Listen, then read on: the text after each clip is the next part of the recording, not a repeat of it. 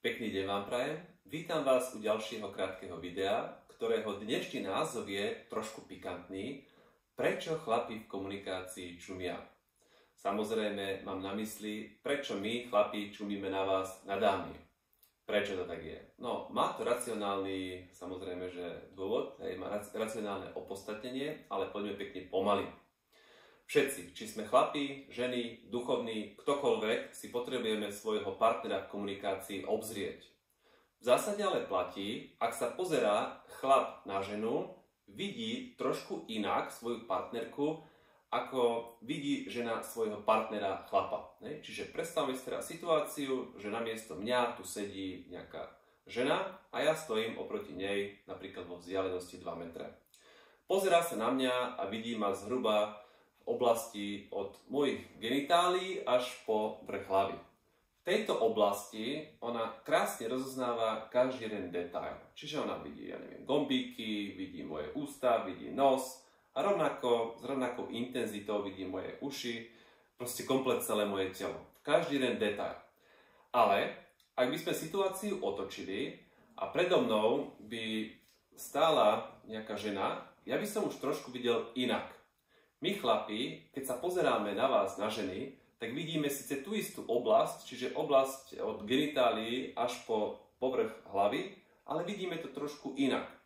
My keď sa na vás pozeráme, my už nie sme schopní rozoznávať rôzne detaily. Čiže pohľad chlapa je akýsi tunelový, my sa na vás pozeráme a vidíme vás akoby po častiach. Ako keď sa pozerá niekto cez nejaký tunel, cez nejakú nejaký otvor a vtedy, keď sa tak na vás pozeráme, my vieme rozoznávať tie jednotlivé detaily. Čiže my svojím spôsobom sme trošku iní. Možno, že by ste povedali, že nie sme tak dokonalí, ale my si tiež potrebujeme svojho partnera v komunikácii obzrieť. No a preto čumíme. Od malička, od základnej školy vlastne nám hovorili niečo. Nemôžete čumieť, lebo nie je to slušné. My chlapi to vieme. Prišli sme teraz do reálneho života a ten reálny život je trošku o inom. Predstavte si teraz, že prídete napríklad nejakej žene, manažérke do kancelárie a potrebujete s ňou komunikovať. Čo sa stane? Chlap začne komunikovať, on už vie, že sa to nemá, že nemá čumieť, on to presne vie. Tak čumieť nebude. Môže sa stať, že jeho reč prestane byť súvislá, prestane byť v tom kontexte, v ktorom potrebujete mu tú informáciu, milé dámy, odovzdať, alebo sa môže zmeniť na nejakého toho balbutika, čiže zajakavého, môže začať sa zajakávať až, a to len z jedného jednoduchého dôvodu. Neumožnili ste mu, aby si vás mohol v komunikácii obzrieť. Milé dámy, ja vám odporúčam, nechajte svojich partnerov, svojich chlapov, aby si vás v komunikácii obzreli. Ako to spraviť?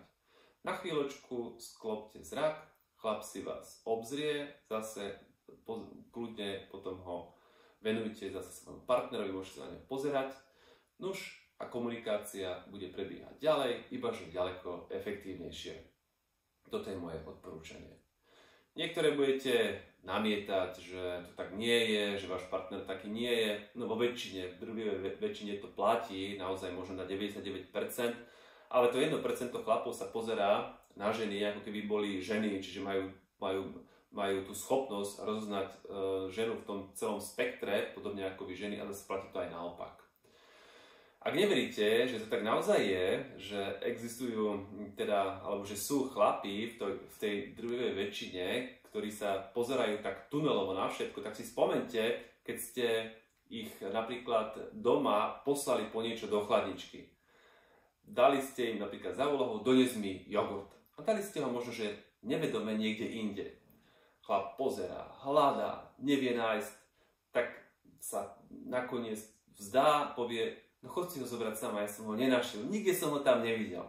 Alebo keď ste mu napríklad v šatníku dali niekde inde sako, kravatu a podobne, tak čo sa za chvíľočku ozvalo? To ti robí dobre! To ti robí dobre schovať mi veci, kto mi to robí? Prečo mi to robíte? Áno, milé dámy, my chlapi naozaj pozeráme sa na svet inak. Nie sme schopní v tom spektre, v ktorom vy ste schopní ešte rozoznávať detaily, my toho nie sme schopní, naše videnie je iné. Prepáčte, My za to nemôžeme, my čumieť musíme. Ja sa teším, že nám to už budete trošku inak tolerovať, že sa zmení aj ten pohľad na nás, že ako na ľudí, ktorí sa síce snažíme, ale nie sme tak dokonali. Pred vašou dokonalosťou dávam klobúk dolu. Želám vám všetko dobré. Využívajte tento svoj poznatok vo vašej každodennej komunikácii. Dovidenia.